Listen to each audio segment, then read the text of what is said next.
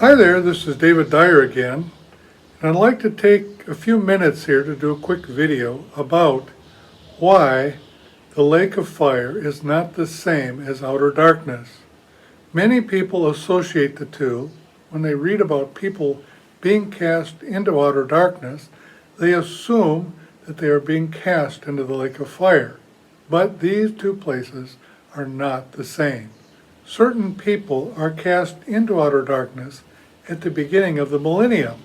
The only people cast into the lake of fire at the beginning of the millennium are the beast and the false prophet. I've talked about this a little bit before in my previous videos about this subject, but I would just like to take a moment to really try to clarify why these two are different places. I've already mentioned that people in New Testament times did not have electricity. In order to have light in the darkness, they needed some kind of a fire. They needed a lamp, they needed a candle, they needed some kind of fire to have light in the darkness. No one at that time, therefore, would have confused a dark place, such as outer darkness, with the lake of fire, which is something burning with intense heat. I think a good analogy of this could be our sun. When you go outside on a sunny day, the whole ambience is full of light. Many people need to wear sunglasses because of the intensity of the light. The sun is something at which you can't stare for very long, or you'll burn your retinas. You'll burn your eyes. Why? Because there is an abundance of light. Now, if you were to draw closer to the sun, the light would only get more and more intense. The lake of fire is similar to this. It is a fiery place, an intensely fiery place. Therefore, it's logical to conclude that it is a place full of brightness and light. Outer darkness, on the other hand, is a place of darkness. It's completely different. Perhaps one reason people associate these two places is because in verses referring to people thrown into outer darkness, it says they will be weeping and gnashing their teeth. Also, there's one verse in the New Testament, in Matthew, that seems to say that people in the lake of fire will be weeping and gnashing their teeth. This weeping and gnashing of teeth is a sign of remorse. So because there is this one verse about the lake of fire that uses the phrase weeping and gnashing teeth, people equate the two places. But just because these people in both places are expressing remorse doesn't mean that they are the same place. It only means that to some extent it has the same result inside the people who are put there or who are thrown there. Matthew is one of the main ones that talks about outer darkness. But interestingly, we also have a verse in Jude which speaks about it. Let's read it together.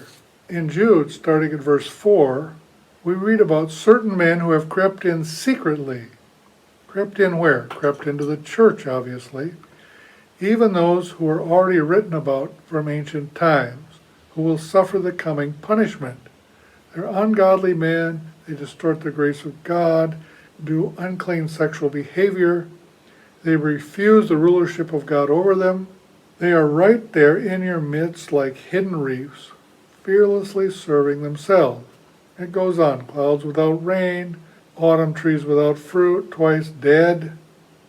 And then it ends up saying, they're wandering stars for whom the outer darkness has been reserved during the kingdom age. This is in Jude 1:13. In the Greek, the word kingdom is left out, but the word age is singular. I know in the King James it says forever. They'll be cast into outer darkness forever, somehow indicating that this is an eternal punishment. But the Greek word is clearly singular. It is a punishment for the age, not for the ages of the ages, not for times eternal, but for the age singular. So this harmonizes well with what Matthew says, that the punishment of outer darkness is something for the kingdom age.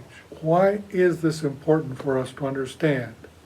Because we need to understand what the results are of our rebellion against Christ. We need to see clearly that there are consequences for believers, rebellious, stubborn, unfaithful believers during the kingdom age. This is really an important message. This is something the church needs to understand. We really need the fear of God to motivate us, to purify our lives, and seek the Lord with sincerity.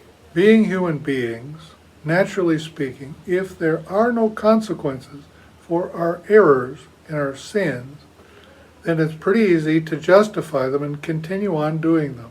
But if we can wake up and realize how we live and what we do have serious consequences as believers, that will motivate us to purify our lives and live for Jesus. That's all for now.